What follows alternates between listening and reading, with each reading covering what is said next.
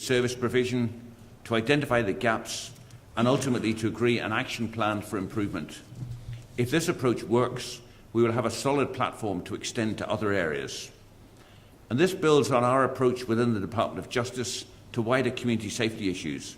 It's about local people identifying local solutions to local problems, working in local partnerships. It recognises the need to deal with the symptoms of disorder, crime, and paramilitarism. But it's also a recognition that prevention has to be better than cure. We must identify and tackle the root causes and risk factors if we're to deter young people from involvement in rioting, in crime, and in paramilitarism.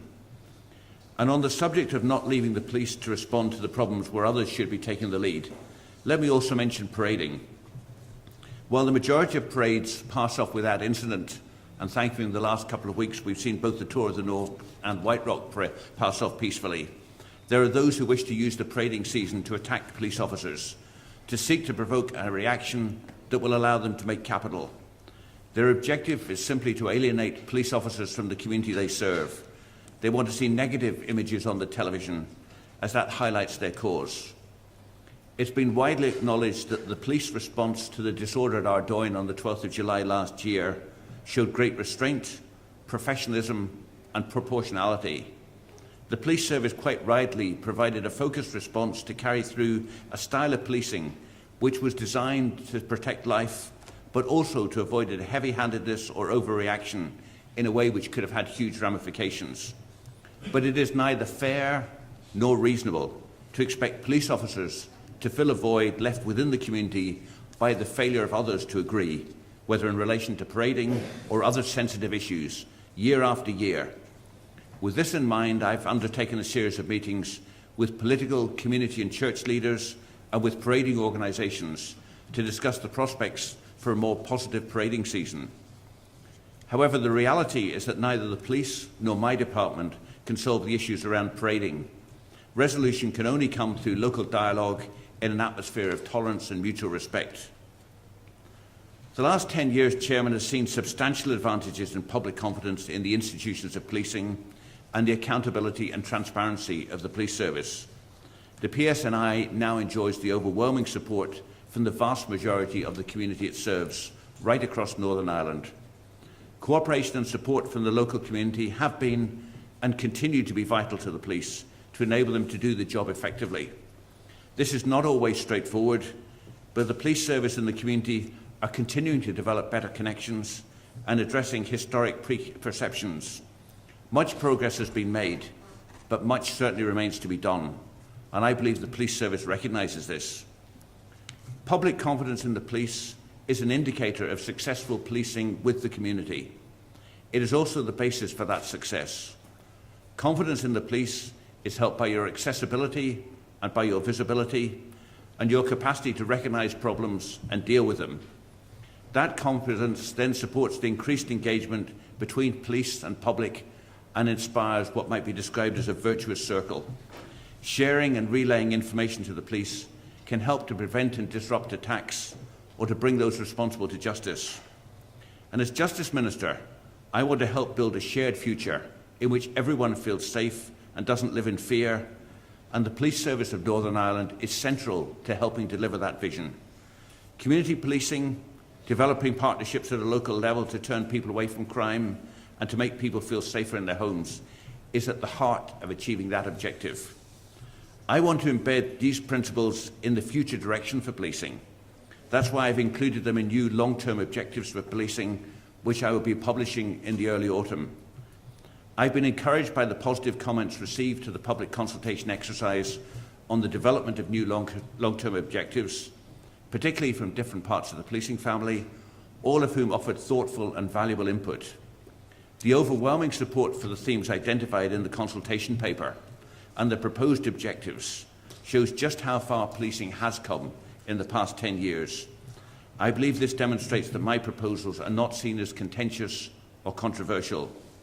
I'm currently reviewing all the comments made by those who responded to the consultation, and I hope to be in a position to send the objectives to the Policing Board in the near future, with a view to securing their agreement to publish them. Chairman, you mentioned that the new Policing Board in your remarks, and I thank you for the welcome for the newly appointed independent members, possibly one of the decisions I've got right in your estimation. The board continues to play a critical role in the developed landscape of policing and justice, based as it is on the principles that policing must be for everyone, and that both support for and challenge to the police ought to be shared across the community. The Policing Board shares the same vision for policing as the police service, to serve the public by seeking to support the best possible police service across Northern Ireland. The best possible policing is effective, efficient, economical, fair, lawful, human rights compliant, admirable and inspiring of confidence. I met the new members shortly after they took up their appointment, and I outlined to them the role that I expect them to play, a role which offers both support and wise counsel to the police, and which fosters a wider public support for the police. I was impressed by the desire of new board members to work collaboratively together and by their understanding of the role of critical friend. At times this will mean supporting the police, and at others it may mean privately challenging the police, wanting the best for the police and from the police, and refusing to accept less either for the police or for the public. Because there are times when only a friend can ask the hard questions and drive one to take difficult decisions, and I am confident that the new strengthened board will do just that. Chairman, you and I have had a number of conversations since I was first elected to office over a year ago. I believe that those conversations have been conducted on a similar basis, each of us supporting and challenging the other as the issues demanded, not always agreeing, but always acting out of what we believe to be the best interest of those whom we represent and the wider community. Your commitment was recognised by Her Majesty in the birthday honours, and let me add my congratulations to you on a well-deserved reward for that. And may I also recognise, since she's sitting just in front of me, the work of Mrs. Phyllis Carruthers and her also achieving a award from Her Majesty. You made a number of challenging remarks in the course of your speech, and I wouldn't be here today if I wasn't genuinely interested to listen to those and to reflect on them.